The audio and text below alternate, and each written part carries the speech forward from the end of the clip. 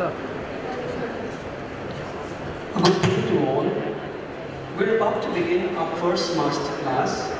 Pastry Chef Bhavi Shah will teach us eggless tiramisu.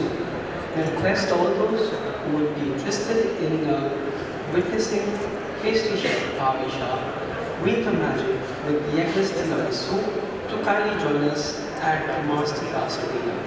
We thank you for being part of Bakery Business 2024 and HoReCa 2024 brought to you by Pastry Chef. Have a wonderful and enjoyable experience today.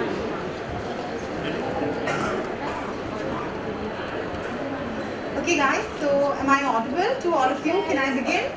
Yes, Chef. Good afternoon all of you, and thank you all of you for coming here and being a part of this small little workshop for all of you. I'm going to quickly give you a short introduction about our school and what we do. So this is personally Chef Bhavi Shah, and I am the head pastry chef at Just Appetite Culinary School. I'm going to give you a quick introduction about what Just Appetite is.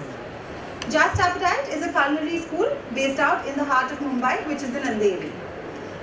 We do a lot of eggless professional courses, both in culinary and bakery, and we do single day workshops. We do certified courses which are affiliated internationally and also with THSC, which is a government certificate that we provide.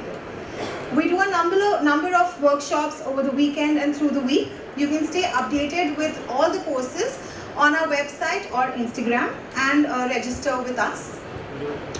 We also do courses like 6 weeks program and diploma, which are our long-term courses, which is going to give you a lot of practical knowledge and gives you a hands-on training, trains you for the industry as well as trains you to start a business. Please do visit us. We also have a stall over here, 259. So please do visit our stall. Our students have done like a small setup where they're selling things. So do support them too and have a look at what they've prepared for all of you. Okay?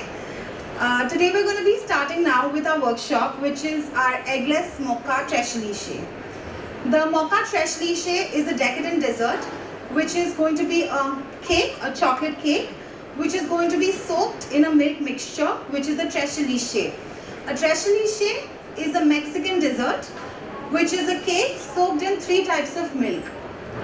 So the milk can be any milk, okay? We're using condensed milk, we're using fresh cream, and we're using normal milk. Additionally, to give a little twist of the tiramisu, we're adding mascarpone cheese in it, which gives a nice silky decadent flavor. Okay, mocha basically would mean a flavor of cocoa with coffee. When you join cocoa and coffee together, the flavor profile that comes out is known as a mocha. Okay, we're doing an eggless cake, and in the eggless cake, the yogurt with the leavening agents creates the fluffiness in a cake. So when everything that has come in eggless formation has been derived from like eggs, so all of these are replacements. So yogurt with leavening agents combination will give you a fluffy cake. Okay, so we're going to start with the first step today, which is making the cake for us. I have kept my oven to preheat at 180 degrees Celsius, and before starting anything, the first thing that we're going to do is line our tray. Okay. So here we have our tray. We need that tray. I have taken a square piece of parchment paper. This is a non-stick parchment paper. It can't be butter paper. It has to be a grease-proof parchment paper so that the cake does not stick onto it. Okay. I'm going to put my square ring on it. You can also take a tin. The size of this is 8 by 8, which is appropriate for the cake recipe that is given to you. In case if you double the recipe or subtract, the proportion of the tin would change too. Okay. What we are essentially trying to do is we're going to cut corners so that our parchment paper fits right in. I'll show you how we do it. We basically go on to 4 corners and we cut it. We're removing the corner square so that it fits right in, and it's easier for us to pull the cake out without any damage or any crumbling of the cake. Before we also demold the cake, we need to make sure that our cake is completely cooled down. Only once our cake is cooled down can we demold it. So for today, we've also prepared an extra cake from the same recipe, which is already cooled down, so that we don't have to wait, and all of you all don't have to wait to come back to taste. So you see this, 4 corners cut, and now when we fold right in, it's going to fit perfectly in. This should always be our first step when we start preparing any kind of a dessert or when we prepare any kind of food. Our pre-preparations should be done before we start making a batter or any kind of thing. Okay? Oven preheating and lining the tin is always the first step. We also do something known as mise en place, which is getting your things ready before you start. So here we have basically weighed all our ingredients exactly as per the recipe card, and we've kept it ready so that when you're actually doing the recipe, you don't make any mistakes. Okay? Everyone's got this recipe card. In case if you don't have this recipe card, please do register your name in the register and we'll send you the recipe via email or WhatsApp for those who've not received the card yet. Okay? So now we're going to start making the cake. So the first step for the cake is going to be mixing our wet ingredients. So we start with taking curd or yogurt. This yogurt is store-bought yogurt.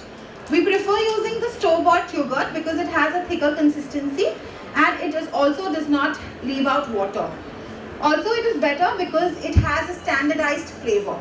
Overall, whenever you're making, it will always have a standardized flavor. So try to use the store-bought yogurt. Next ingredient going in is the oil. Oil that we need to use has to be the neutral flavored oil. Anything that does not have a flavor. So you can't use something like an olive oil or peanut oil or a sesame seed oil because that will all leave out a very pungent smell. We need something that does not smell at all. Next thing going in is the caster sugar. Caster sugar is basically the finest form of granulated sugar. They're thin granules that look like salt, which create a nice crumb through the cake. Okay? So in baking, always prefer using caster sugar. You'll find all these ingredients very easily locally available in any store in Mumbai. We're going to start whisking these wet ingredients till they're getting emulsified. So a quick short thing, if we see in this bowl, all the ingredients that we've put are wet except for sugar. But we always put sugar in the wet ingredient bowl as it has the tendency to dissolve. Okay? So it always is going to go in the wet ingredient bowl, despite of it being dry in nature. Okay? Whisk it till it's emulsified.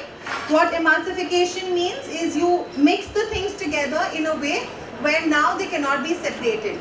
They look like one mixture. They look like a single mixture. Okay? The next thing that we're now going to do is mix our dry ingredients and sieve it out in the wet. Very simple step. Okay? So we'll take our flour. You can take all-purpose flour, local maida, cake flour. All of it is going to work. Next thing that we are putting is going to be cocoa powder. The cocoa powder, you use any good quality cocoa powder. Okay. Next thing that we're going to put is baking powder, baking soda. So powder is 1 teaspoon. Every time you're taking baking powder, baking soda, make sure you take a heaped spoon and cut it. That is the right measurement. No air bubbles, no air pockets, nothing. Take a heaped spoon and cut it through and through. Next, soda, which is half a teaspoon.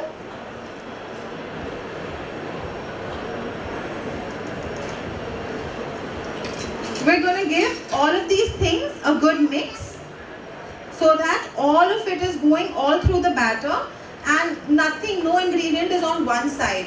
Otherwise, it may create an uneven rise.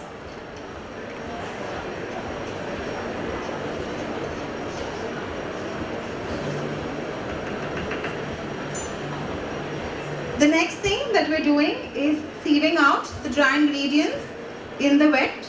We can put it all in one go as the quantity is not too much.